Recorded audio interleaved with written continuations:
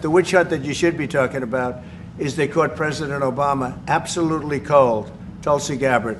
Barack Hussein Obama, have you heard of him? And except for the fact that he gets shielded by the press for his entire life, that's the one they, look, he's guilty. It's not a question, you know, I like to say, let's give it time. It's there, he's guilty. This was treason.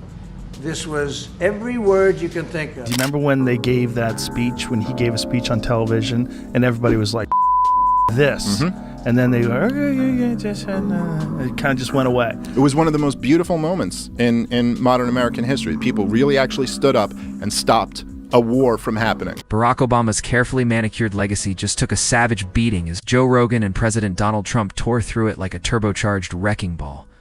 From forgotten red lines to hollow slogans, they exposed what they see as a presidency. Built on PR stunts and empty gestures, a masterclass in appearing busy while achieving nothing substantial. This wasn't just comedic mockery. It was an intellectual demolition, shredding illusions wrapped in charm with no media spins. Raw, ruthless precision.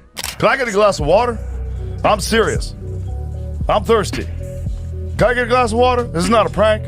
You never seen it? No. Oh my God, it's amazing. Oh, it's amazing. No. He gets a glass of Flint tap water, and I swear to God, he drinks it like this, Problem He's is solved? bullshitting the world. Watch this. Can I get some water? I really did need a glass of water. This is not a stunt. Usually when something isn't a stunt, you have to say It's that. 100% a stunt. When was the last time a president stopped a speech to ask, can I get a glass of water? It's there, he's guilty. This was treason.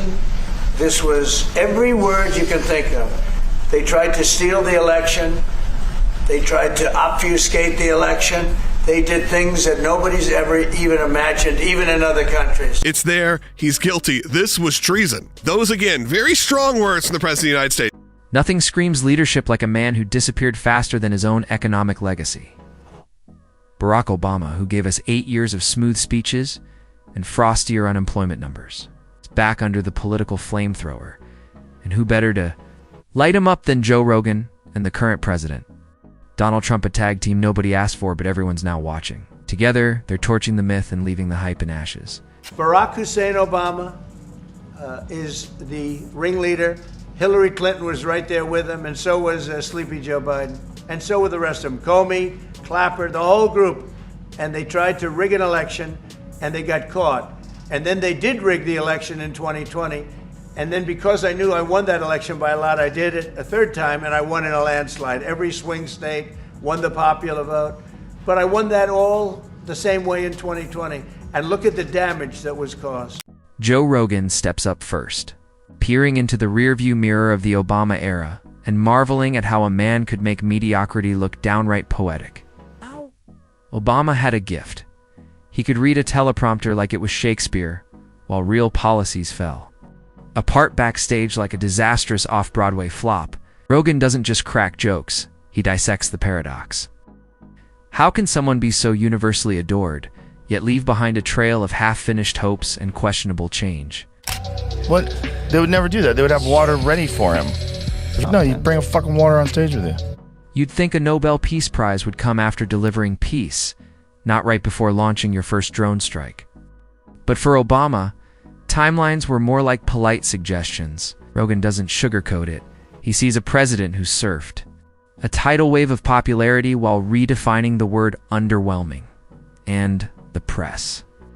They worshipped him like a political messiah, conveniently overlooking the real miracles he never pulled off, like actually shutting down Guantanamo Bay. President Trump shared an AI-generated video on Truth Social Sunday depicting the arrest and imprisonment of former President Barack Obama. The video opens with a montage of Obama and other Democrats that no one is above the law. No one, especially the president, is above the law. No one is above the law. No one is above the law. No one is above the law. Nobody is above the law.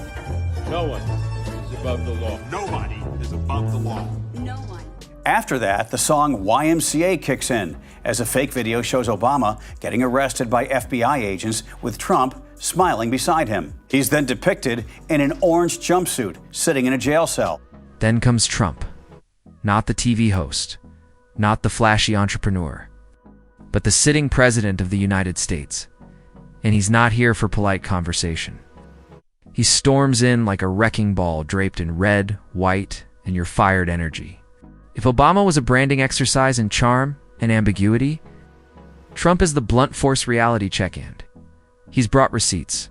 Trump skips the niceties and asks the questions no one in the press dared to.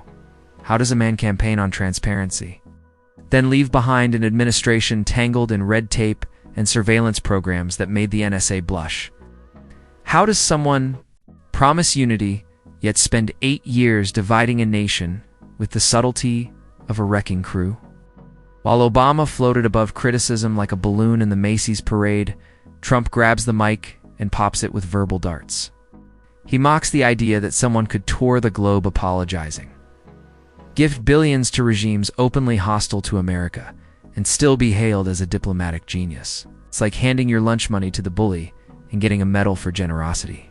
Meanwhile, Joe Rogan wonders how many world leaders actually saw Obama as an intellectual peer versus a soft-touch idealist on an endless book tour. Oh. The answer isn't flattering. The post comes days after Director of National Intelligence Tulsi Gabbard announced plans to refer former Obama administration officials to the Justice Department for prosecution, accusing them of fabricating intelligence about Russian interference in the 2016 election. She reiterated those accusations on Fox News this weekend. Maria, the implications of this are frankly nothing short of historic. Over 100 documents that we released on Friday really detail and provide evidence of how this treasonous conspiracy was directed by President Obama just weeks before he was due to leave office. But it's not just the policies, it's the theatrics. Okay, Obama could deliver an entire speech on healthcare without ever explaining the real costs. He could host a town hall on race without acknowledging that, under his watch, tensions only boiled. Hotter, Rogan tears into the branding. The curated playlists, celebrity selfies, and carefully crafted charisma. He was part president, part influencer, but hashtags don't balance budgets. Then Trump doubles down. He doesn't just question Obama's decisions, he demolishes the smug detachment behind them. The Middle East turned into a bonfire during Obama's watch, yet the blame always floated elsewhere. It's environmentalism. That reeks of hypocrisy and jet fuel.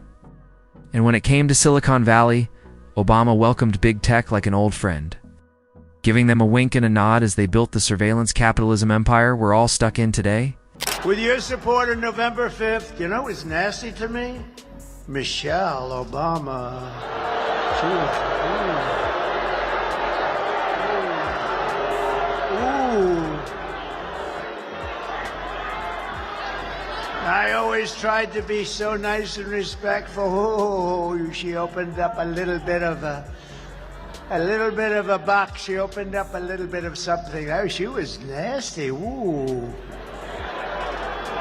Shouldn't be that way. That was a big mistake that she made.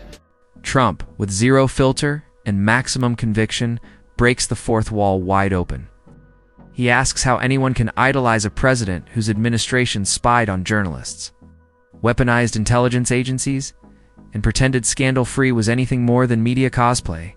The irony, he points out, is that the same man who preached democracy cozied up to alphabet agencies like they were campaign staff. And speaking of staff, Rogan jumps in to spotlight the bureaucratic disasters from the IRS targeting conservatives to the shameful mishandling of veterans' care. Obama's legacy reads like a greatest hits album no one wants to replay. Obama handed everyone a megaphone and said, "Good luck." Social cohesion, more like social combustion.